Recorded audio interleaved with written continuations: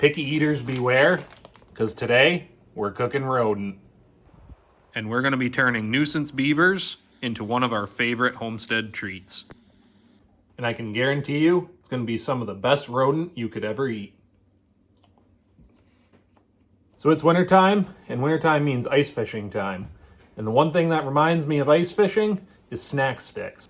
Every year, about this time, I like to turn beaver meat and venison and other wild game meats into snacks that I can bring out ice fishing, bring out in the woods during hunting season, and just share with people all year long. I've got 2 bags of beaver meat here. This has already been cut off the animal, trimmed, ground through a meat grinder, mixed with a little bit of pork fat and a little bit of pork meat, and also seasoning and curing salt added to it. And if you take a good close look, you see that pink color? That pink color is important. That pink color comes from curing salt. And if you add curing salt when you're making snack sticks or jerky, you get that nice pink color, and you also get protection against foodborne illnesses. We're doing 2 different kinds of snack sticks today. The first one is an original snack stick seasoning flavor. We like AC leg seasoning. We get it right online. There's a lot of good seasonings out there, but that's what's historically worked best for us. And the other one is a pepperoni. This pepperoni has a really good flavor to it, and we add a little bit of encapsulated citric acid from the Bearded Butchers, another awesome channel to follow if you're interested in processing your own wild game meats or homegrown domestic meats. So we added the seasoning, we added the cure, we added all the encapsulated citric acid, we added all of the ingredients we needed 24 hours ago and mixed it thoroughly. Make sure you give it that time to work. Curing salt needs time to work in the meat before you put it in the dehydrator or in the smoker. And it really just takes a few simple tools. We've got our grates for our dehydrator. We've got our old Cabela's Butcher Shop and Smokehouse Jerky Blaster. We've had this thing for years and it has never quit on us. It works great for doing up to 10 or 15 pound batches of jerky and snack sticks. And then we've got our meat to put into it. There's about 10 pounds of beaver meat here. There is a package or 2 of venison meat mixed in, and there's also some pork and some pork fat. This gives us a pretty good mix, and it helps with the texture. Beaver meat is incredibly lean, so it's nice to add a little bit of pork fat to help put a little bit more moisture in that meat and give it a little bit more flavor. So we're going to start off by getting this thing all set up to go. It's basically a big caulking gun. Put on the tip that you want. We're going to use the snack stick tip today, along with the ring. Meat goes in the tube. This goes on the top.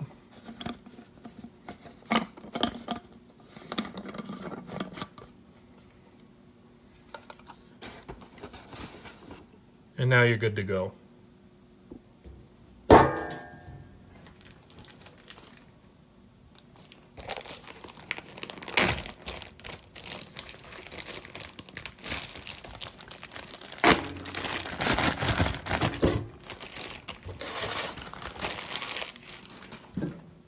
You can use gloves for this. We're just making this for ourselves, so we usually don't.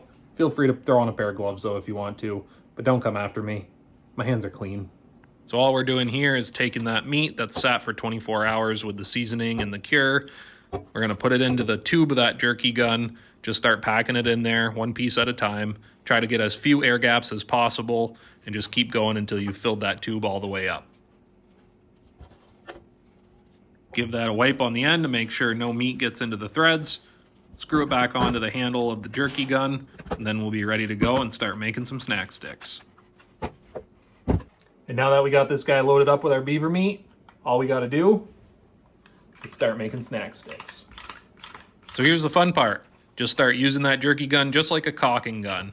You want to make nice uniform shapes, you want to make it go smoothly, and you want to give plenty of room between each piece on the rack so that a lot of air can circulate while it's in the dehydrator. If they break apart while you're doing it, it's okay. You'll just have some sticks that are bigger and some that are smaller.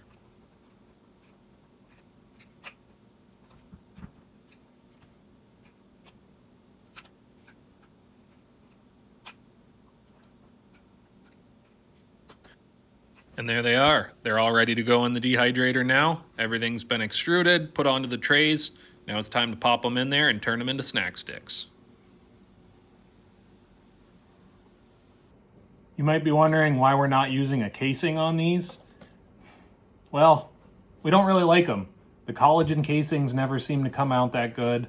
You kind of got to peel them off, but they don't really peel off very well. The natural casings are kind of expensive, kind of a pain to deal with. And quite honestly, if you add a little bit of water to your mix, it comes out of this thing and holds up together just fine. By the time it's dehydrated, you don't even know the difference. So we skip it all together. What's super cool about doing this with beaver meat is that most people are willing to try a snack stick.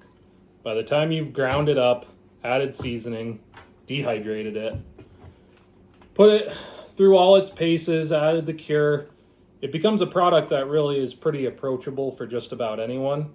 And we found that it's an awesome way to get people exposed to wild game, particularly wild game that they might not be interested in, and get them to give it a try.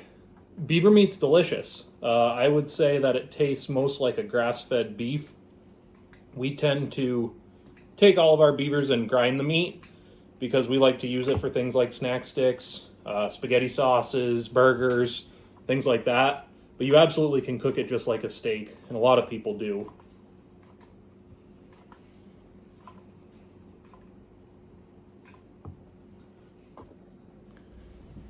The biggest thing is keep the cat away from it while you're doing it.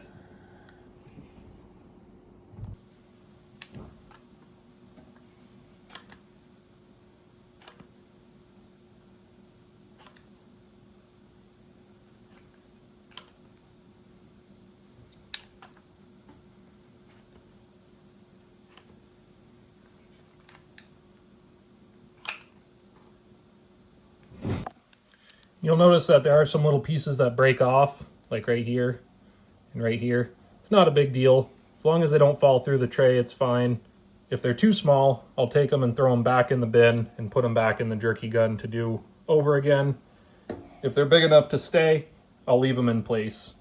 And those ones are actually the best because they're the ones that I take when they're all done, the little nuggets, and I put them in a bag, and those are just for me. And you know, it's kind of relaxing. Gives you time to think. I'm thinking a lot about how I never would have anticipated being a guy who shoots beaver meat out of a caulking gun for strangers on the internet. But here we are.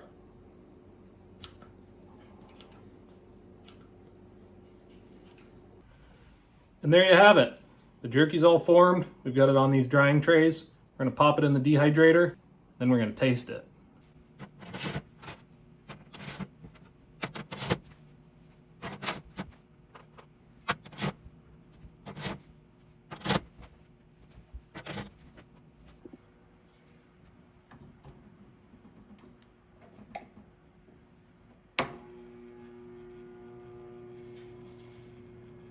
Did you know that at one point in history, beavers were basically fish? Back in the 1600s in North America, in French Canada, Catholics weren't allowed to eat meat during Lent.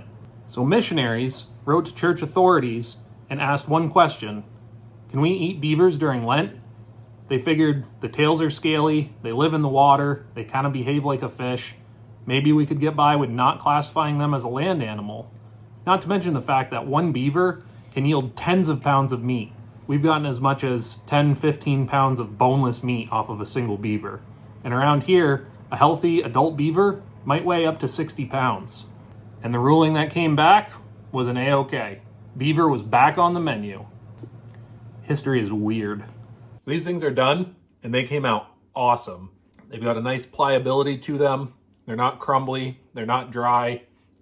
They've got a really nice texture, and they're delicious. And that's really all there is to it. Making snack sticks is an awesome way to use up ground meat. It's an awesome way to use up older meat that maybe has been in the freezer for a little while. And they're delicious. So if you like this idea, if you like this recipe, and if you like this video, make sure to follow, subscribe, and share with your friends. We've got a lot more to come and a lot more to show you.